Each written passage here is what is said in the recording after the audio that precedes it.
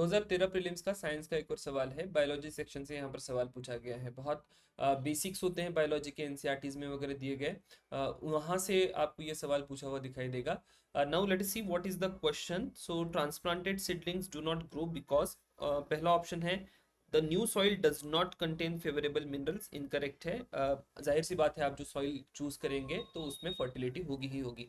Option B है most of the root hairs grip the soil too hard, ये भी incorrect है। Most of the root hairs are lost during transplantation, ये एक possibility हो सकती है। तो ऑप्शन सी आपका यहाँ पर करेक्ट आंसर होगा। हम लोग बाद में देख भी लेंगे कि ये जो रूट हेयर्स है, रूट हेयर्स का एग्जैक्टली रोल क्या होता है and why they are very important. Option D अगर आप यहाँ पर देखें, leaves get damage during the transplantation, ये एक पॉसिबिलिटी हो सकती है, but that does not dictate और does not define the success कि आपका ट्रांसप्लांटेशन जो है वो सक्सेसफुल होगा या नहीं होगा। ये लीव्स के ऊपर यहाँ पर डिपेंड नहीं करता। सबसे पहले जो इंपॉर्टेंट चीज आपको यहाँ पर देखनी होगी ट्रांसप्लांटेशन के वक्त, that will be the root. ठीक है, तो रूट अच्छे से अगर सॉइल को ग्रिप कर ले तो आपका ट्रांसप्लांटेशन सक्सेसफुल हो जाएगा।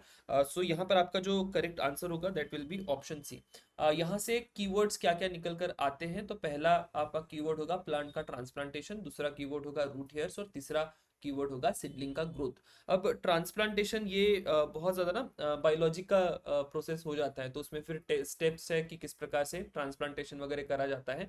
सो I am not very much interested और incline towards that particular part कि उसमें कहीं सवाल पूछा जाएगा। सिमिलरली सीडलिंग ग्रोथ में भी आपको ये कंडीशंस वगैरह देखनी पड़ती है कि सीडलिंग ग्रोथ की सॉइल की कंडीशंस क्या चाहिए, टेम्परेचर कितना होना चाहिए, मॉइस्चर कंटेंट कितना होना चाहिए। बट अगेन इतना कोर या टिपिकल प्रश्न नहीं पूछा जाएगा। सो मेजरली अगर आगे यहाँ से कभी सवाल पूछा भी गया तो एक तो पॉसिबिलिटी है कि ये जो रूट हेयर्स है, इनके रोल को लेके सवाल पूछा जाएगा कि एग्जैक्टली रूट हेयर का काम क्या होता है ट्रांसप्लांटेशन में या पूरे प्लांट के लिए। और दूसरा एक सवाल जिसके लिए वैलिडेशन मैं यहाँ पर नहीं करूंगा, आगे कहीं ना कहीं उसका एक सवाल आ जाएगा। There can be a typical biology का क्वेश्चन या बॉटनी का क्वेश्चन आप उसको कहे, that will be types of fruit. ठीक है, if you really want to prepare on this line तो थोड़ा सा गूगल कर लीजिएगा टाइप्स ऑफ फ्रूट क्या होते हैं और डिफरेंट टाइप ऑफ फ्रूट क्यों इंपॉर्टेंट होते हैं, किस प्रकार की सॉइल में डिफरेंट टाइप ऑफ फ्रूट्स पाए जाते हैं, किस प्रकार की क्लाइमेटिक कंडीशन में डिफरेंट टाइप ऑफ फ्रूट पाए जाते हैं, तो उसको लेके कहीं एक सवाल हो सकता है। So this is very important, we will go forward to this in some other question also.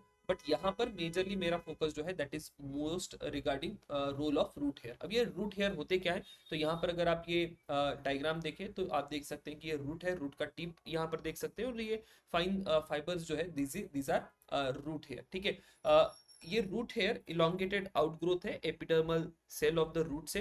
They play a vital role in plants stability to absorb water and nutrient from the soil and these are crucial for the plants overall growth and development. अब objectively अगर role को ध्यान में रखें, root hairs का role क्या होगा, तो सबसे पहला तो रोल होगा दैट इज वाटर एब्जॉर्प्शन, दूसरा होगा nutrient uptake, most importantly they are also responsible for anchorage, soil में प्लांट को होल्ड करके रखने के लिए ये रूट हेयर बड़े ही इंपॉर्टेंट होंगे। एट द सेम टाइम इनका एक सिम्बायोटिक रिलेशनशिप भी होगा।